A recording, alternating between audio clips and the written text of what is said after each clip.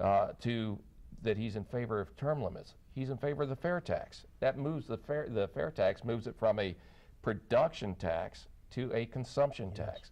Huge step in the right direction. The right direction to back to where the founding fathers had, where there was no income tax at all, and it was split up amongst the states, and that's where the Senate came in at, to make sure the states were not treated improperly. So he's a fair tax proponent. Yeah, sounds like you're a fan. I am a fan. Actually, I'm running his campaign here in Duval County also. Fantastic, and we're going to put his website up in just a minute as well. Phil, obviously, I mean, you've been around Alex a little bit or whatever. What would you add to Scott's comments in terms of why people should investigate him in his campaign? For me, it's about choices. Do you want a citizen legislator who wants term limits, who wants to balance the budget, and who really wants to do this? He's a regular guy. He's doing this because he believes America needs to change for the better. He works all day. He has a regular job. He does this on the side because he believes in America. He's not somebody that's looking to make money off of you by taking your taxes. It's you choose him or you choose a career politician who's already been in office, who's really a part of the party structure. I mean, there's this whole fake thing, oh, Chris versus Rubio, to make him look like he's the small government, new change guy. But at the end, I'm sure he has some small government rhetoric, but so did Barack Obama. Do you want? So did Bill Clinton. Yeah. So did Bill Clinton. Do you want career politician, trial lawyer, or citizen legislator? I choose Alex Snitker. Yeah, well put, well put. Realistically here, third-party politics is not the fast track to riches, rewards, and success. I mean, it is very difficult to run as a third-party candidate for a lot of different reasons. Primarily, the Republicans and Democrats have stacked the deck against libertarians or Greens or even just independents. Right. In terms of them actually being able to kind of compete on an equal playing field. But nevertheless, candidates do play a vital role in the libertarian movement. I mean, certainly within the movement we have the think tanks, the Cato Institutes and the Reason Foundations and Foundation for Economic Freedom and other groups like that do scholarly work and present ideas and maybe have the Advocates for Self-Government, which is kind of an outreach educational piece for libertarians. But there is something special about having a candidate that can articulate what the libertarian vision would actually look like for people on a day-to-day basis. And I would actually say that I think that's perhaps the greatest merit that somebody like Alex has in terms of running, is that he's going to be in a great position to actually bring that message and say, this is what it looks like with us compared to what you have from the other side. Oh, absolutely. Alex does bring that to the table. You take a look at his website, and he'll articulates very well that you can't compromise with evil, so you cannot have compromise with the Democrats or the Republicans.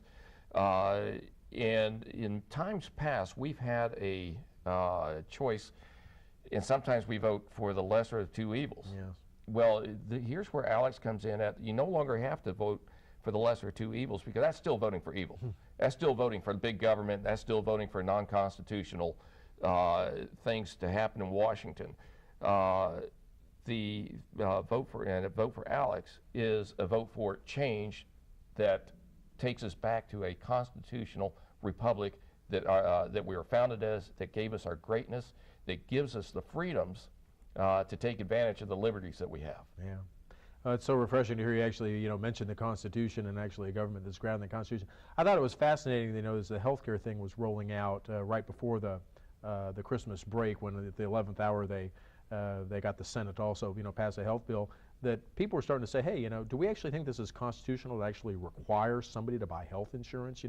We require people to buy car insurance, but ostensibly somebody has the freedom of choice whether to drive or not. Right. Furthermore, when you have to buy insurance, the only insurance you have to buy is to cover damages you cause to other people. You don't have to buy insurance for yourself. So people, understandably, were saying, do we really think this is constitutional? That was posed to Speaker of the House Pelosi, who just sniffed it off like, you can't even be serious that you would even raise a question like that. I mean, isn't it a sad statement in today's day and age where something like that and the constitutionality of it is just dismissed by an elected leader?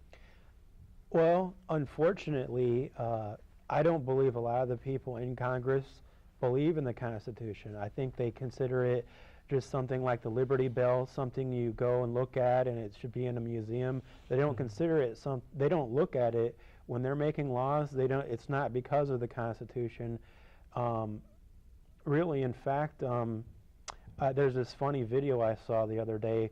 Ron Paul's party for all the people in Congress who read the Constitution, and it's a picture of Ron Paul on a chair in an empty room with some balloons. So that's amazing.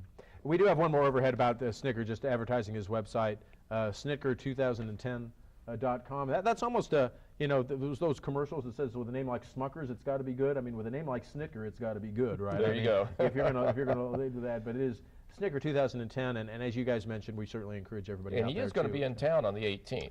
Yeah, and we'll go with that as a nice lead-in. We'll go ahead and just let the viewing audience out there know that if you're interested in this discussion, you've heard us talk a little bit about Libertarian Party, a little bit about Libertarian principles, talk about Alex Snitker, candidate for US Senate, who's going to be running under the Libertarian mantle. If you want to learn a little bit more about what's going on, obviously you can tune into the Libertarian Perspective, which airs Wednesdays at 7 o'clock here on Comcast Community Access, and is repeated at other times on the Comcast viewing calendar. I know because as I've been channel surfing, I've been seeing myself a lot the last month, so thank you, Comcast.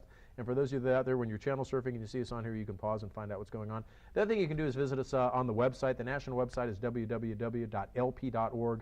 The local website is www.jaxlp.org. You can also give us a ring, 904-731-5656. We do have meetings here in Duval County that occur the third Thursday of every month. The next one is going to be the 18th of this month, which is February. It'll get going about, what, 6:30, guys? Yeah. About 6:30. Some of us get there about 6. Okay. And it will be at the Golden Corral restaurant that is on Southside Boulevard across from Tinseltown. So certainly encourage you to come out, meet Scott and meet Phil and meet some other fun libertarians and have a nice meal and talk and chew the fat a little bit about what's going on in today's issues. So do those things and you'll know what we're up to. Guys, we're actually kind of winding down near the bottom of the show, which is almost kind of amazing. So we're going to pick up the pace a little bit. We have an overhead here about the Citizens United case, which was the recent Supreme Court ruling. It did get a lot of coverage in the media because President Obama called out the Supreme Court and their decision and about how it went against precedent, and so the media jumped on that a little bit. But you know, generally as libertarians, we're kind of free speech zealots, and so for us, more free speech is better. And I don't really share the concerns with the people that are just afraid they're going to be overwhelmed by corporations. What do you think? I don't think that with this ruling by the Supreme Court, they were returning back to the Constitution. They were not. They were upholding what the Constitution says. The corporations. This allows individuals and corporations and political groups to allow advertising of their of particular candidates, of particular viewpoints, all the way up to the election, instead of stopping 60 days prior to the election.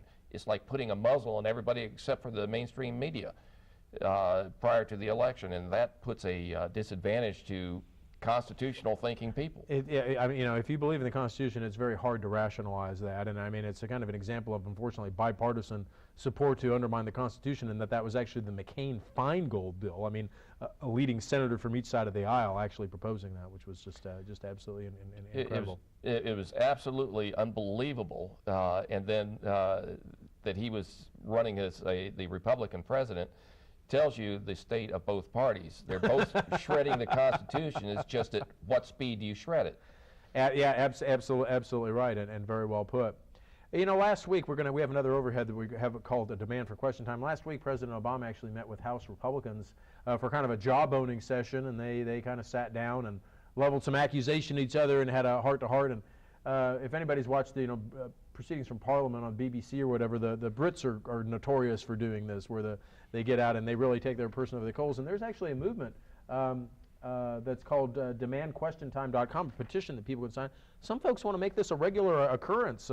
Phil, you think that'd be a good idea, a good opportunity for us to take the president and to the woodshed? Yes, all politicians and all people that are in Congress, they don't take questions from people. They get somebody they know to ask the question that they're prepared for, and so they don't even know what the people want because they don't talk to them.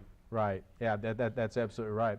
In the purpose of time, we're actually going to skip our government abuse of the month this month because we don't have time for it. But we do have a couple of quick overheads that have contact information for Scott and for Phil. If we can go ahead and put those up, that would be fantastic, just so people know how to contact them. There we go. There's Scott with a local phone number. And Phil's, yours will be coming up here hopefully shortly. And remember, Alex Snitker will be here on the 18th on the 18th, our next so meeting. people can go ahead and see him. We're winding into the bottom of the hour. Thank you very much for tuning in to the Libertarian Perspective. We appreciate you tuning in. Look for us every Wednesday here at 7 o'clock, and we will see you next time for our next episode. See you then. You're watching Local Access, Channel 29, exclusive programming for Comcast subscribers.